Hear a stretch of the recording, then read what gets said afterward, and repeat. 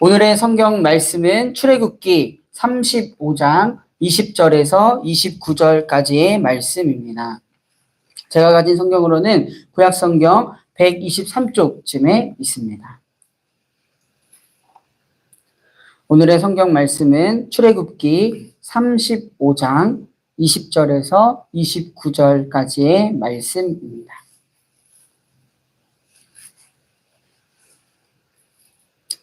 출애굽기 35장 20절에서 29절의 말씀을 다 같이 교독하시고 마지막 절은 함께 읽도록 하겠습니다. 이스라엘 자손의 온 회중은 모세 앞에서 물러나왔다.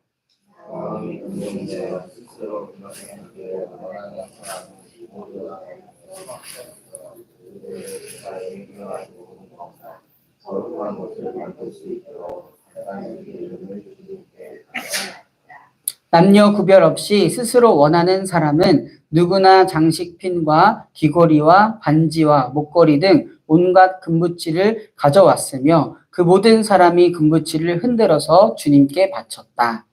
그리고 청색 실과 단색 실과 홍색 실과 가는 모신 실과 용도칼과 물기에 물들인 순양 가죽과 물고래 가죽을 가진 사람들은 그 물건들을 가져왔다.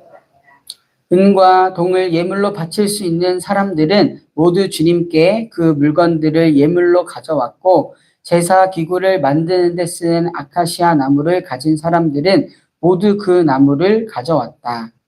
그들이 있는 여자들은 모두 손수실을 쌓아 그 작은 홍색 실과 단색 실과 홍색 실과 가는 모신 실을 가져왔다. 타고난 재주가 있는 여자들은 모두 염소털로 실을 자았다.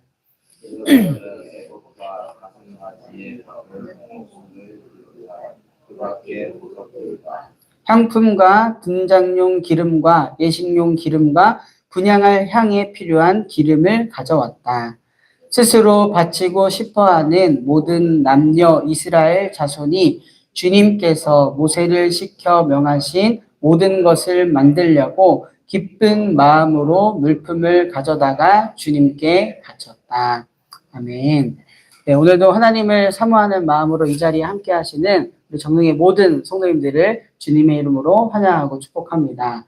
네, 어제와 또 간밤에 비도 내리고 이제 또 눈도 내리는데요. 네, 오고 가는 길 또 온 것처럼 가실 때도 안전하게 돌아가시기를 바랍니다. 오늘 본문의 말씀은 하나님과 이스라엘 백성이 만나는 장소인 회막이 지어지는 과정의 시작을 다루고 있습니다.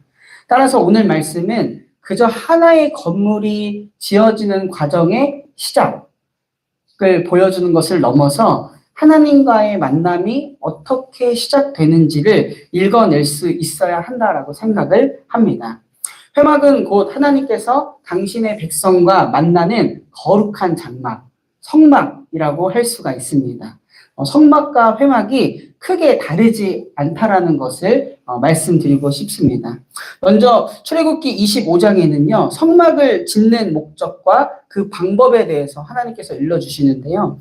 출애굽기 25장 8절과 9절의 말씀입니다. 내가 그들 가운데 머물 수 있도록 그들에게 내가 머물 성소를 지으라고 하여라. 내가 너에게 보여주는 모양과 똑같은 모양으로 성막과 거기에 쓸 모든 기구를 만들어라. 아멘. 하나님께서 민족의 지도자 모세에게 성막을 지으신 목적을 이야기해 주시는데요. 그것은 다름 아니라 내가 나의 백성인 이스라엘과 함께 그 가운데 머물 수 있도록 그 성막을 지으라고 말씀하십니다. 다름 아니라 하나님이 하나님의 백성과 함께하고 싶은 마음이 그 성막 안에 담겨 있다는 것을 알 수가 있습니다. 또한 이런 성막, 회막의 디자인은요, 하나님께서 직접 하십니다. 어떤 모양으로 만들고 그 안에 어떤 기구들이 들어가고 그 기구들을 위해서는 어떤 그런 물건들이 필요한지, 재물들이 필요한지를 이야기를 합니다. 그리고 그 디자인대로 만들어내는 것을 사람들에게 요구하는 것을 우리는 알 수 있습니다. 우리가 함께 읽은 본문 앞에 4절과 5절에서도 모세는 이스라엘 백성들에게 주님의 명령이라고 하면서 회막을 지을 때 필요한 것들을 가져오라고 합니다. 35장 4절과 5절의 말씀인데요. 모세가 이스라엘 자손의 온 회중에게 말하였다. 이것은 주님께서 내리신 명령입니다. 당신들은 각자의 소유 가운데서 주님께 바칠 예물을 가져오십시오. 바치고 싶은 사람은 누구나 주님께 예물을 바치십시오. 아멘. 이처럼 이 회막은 하나님과 인간이 함께 만드는 것이었습니다. 그 양식은 하나님께서 주어졌으나 재료와 또 만드는 공은 인간이 준비하고 드려야 하는 것이었죠. 오늘 우리가 함께 읽은 본문에서는 이스라엘 자손의 온 회중이 마음에 감동이 되어서 스스로 회막과 그곳에 필요한 제사에 필요한 모든 기구들 또 거룩한 옷을 만들 수 있도록 갖가지 예물을 주님께 가져왔다라고 기록되어 있습니다. 오늘 우리가 함께 본문을 읽었지만 여러 가지 물건들을 가져왔구나라는 것을 알 수가 있죠. 한 가지 궁금하실 수 있어서 말씀을 드리는데요. 어떻게 광야 생활을 했던 이스라엘 백성이 이렇게 많은 물건을 가지고 있었을까? 한때 애굽에 놓여있던 이스라엘 백성이 이런 금과 장신구들을 가지고 있었던 이유는 옛날 이스라엘 백성들이 애굽에 살 때 이제 애굽인들에게 달라고 한 물건이었습니다. 우리가 이제 곧 출애굽을 하는데 너희들의 물건을 줄 수가 있느냐 할 때 애굽 사람들이 이제 너희들이 우리나라에서 밖으로 가니 뭔들 못하겠냐 하면서 이런 물품을 줬다라는 기록이 있습니다. 거기에는 금, 은, 장신구, 가는배, 가죽을 비롯한 다른 기중품들이 많이 포함되어 있었죠. 그런 것을 가지고 있다 한들 그 광야에서는 많이 갖고 이렇게 이동하지는 못했을 것입니다. 사람마다 조금씩 갖고 있었겠죠. 정말 그래서 더 소중했을 것입니다. 그럼에도 불구하고 이렇게 하나님이 모세를 통하여서 내가 너희를 만나기 위해서 회막을 짓는데 이러한 물건이 필요하다 할 때 그거를 정말 자원하는 마음으로 자발적으로 드렸던 이스라엘 백성들을 우리는 만날 수가 있습니다. 마음이 감동된 사람들은 자발적으로 성막 건축을 위해서 기부를 했습니다. 그들은 하나님과 만나는 회막을 위해서 자신들이 바치는 헌물이 얼마나 중요한지를 알았기 때문에 열심히 하나님께 드렸습니다. 무엇보다 이전에 우상을 숭배하다가 하나님께 한번 혼이 났고 그런 하나님께서 그들을 참아주시고 기다려주셨던 은혜를 알았기 때문에 더욱 그 은혜에 감사해서 드렸던 그런 이스라엘 백성들을 우리는 만날 수가 있습니다. 이렇게 하나님과의 만남은요, 일방적으로 이루어지지 않았습니다. 먼저는 하나님께서 우리와 함께하고 싶은, 하나님의 백성들과 함께하고 싶은 마음이 있었고, 그 사랑에 반응하는 모습, 응답하는 모습이 꼭 필요하다라는 것을 오늘 본문을 통해서 우리는 읽어내야 하겠습니다. 또한 이렇게 회막이 지어지는 과정을 통해서 알 수 있는 것은 그 일을 온 백성이, 모든 사람이 다 같이 수행했다라는 것이었습니다. 단 한 사람 모세만 그 일을 했던 것이 아니었죠. 21절 보시면요. 마음이 감동되어 스스로 그렇게 하기를 원하는 사람은 모두 나서서. 22절 남녀 구별 없이 스스로 원하는 사람은 누구나. 29절 스스로 바치고 싶어하는 모든 남녀 이스라엘 자손이. 이 모습을 통해서 알 수 있는 것은 오늘 하나님과의 만남의 장소인 오늘날 우리의 교회도 하나님의 일을 할 때는 온 성도들의 온 성도들이 하나가 되어야 함을 알 수가 있습니다. 교회가 새롭게 건축을 한다든지 아니면 선교를 한다든지 구제 사업을 한다든지 누구 하나가 하겠지가 아니라 온 성도가 한 마음으로 해야 되는구나라는 것도 오늘 본문을 통해서 우리는 읽어낼 수 있습니다. 또한 회막을 짓기 위해서는 물질만 드리지 않았음을 또 본문을 통해서 알 수가 있는데요. 자신이 가진 달란트 또 하나님께서 허락하신 재능을 드렸다라는 것을 알 수가 있습니다. 25절을 보시면요. 재주 있는 여자들은 모두 손수시를 자았다. 그래서 그 회막에 필요한 실을 드렸고요. 또 26절을 보면 타고난 재주가 있는 여자들은 하면서 그들이 가진 재능, 하나님께서 허락하신 재능을 하나님과의 만남의 장소인 회막을 위해서 사용했다라는 것을 알 수가 있습니다. 여성뿐만이 아니라 35장 35절을 보면요. 부살렐과 오홀리압에 대한 이야기가 나오는데요. 이렇게 기록되어 있습니다. 지혜로운 마음을 그들에게 충만하게 하사 여러 가지 일을 하게 하시되 조각하는 일과 세공하는 일과 청색, 자색, 홍색실과 가는 배실로 수 놓은 일과 짜는 일과 그 외 여러 가지 일을 하게 하시고 정교한 일을 고안하게 하셨느니라. 아멘. 이처럼 하나님께서 허락하신 재능을 성막을 짓기 위해서, 회막을 짓기 위해서 사용했다라는 것을 알 수가 있습니다. 오늘날 잘 생각해 보시면 우리의 교회도요, 여러 분들의 헌신과 섬김으로 이루어지고 있다는 것을 알 수가 있습니다. 눈에 보이지는 않지만 때때로는 주차위원으로 또 예배위원으로 또 세가족위원으로 또 아가페에서 헌신하는 모습으로 묵묵히 주신 사명을 잘 감당하는 분들을 통해서 오늘날 또 교회가 이루어지고 있구나라는 것도 우리는 꼭 의식하면서 믿음 생활을 해야 할 줄로 믿습니다. 또한 그뿐만이 아니라 우리 또한 정말 자원하는 마음으로 하나님께 드리는 마음으로 그런 자리에서 섬기는 것을 주저하지 말아야 하겠습니다. 로마서 12장 6절과 8절을 보면 이렇게 기록되어 있습니다. 하나님께서 우리에게 주신 은혜를 따라 우리는 저마다 다른 신령한 선물을 가지고 있습니다. 가령 그것이 예언이면 믿음의 정도에 맞게 예언할 것이요, 섬기는 일이면 섬기는 일에 힘써야 합니다. 또 가르치는 사람이면 가르치는 일에, 권면하는 사람이면 권면하는 일에 힘쓸 것이요, 나누어 주는 사람은 순수한 마음으로, 지도하는 사람은 열성으로, 자선을 베푸는 사람은 기쁜 마음으로 해야 합니다.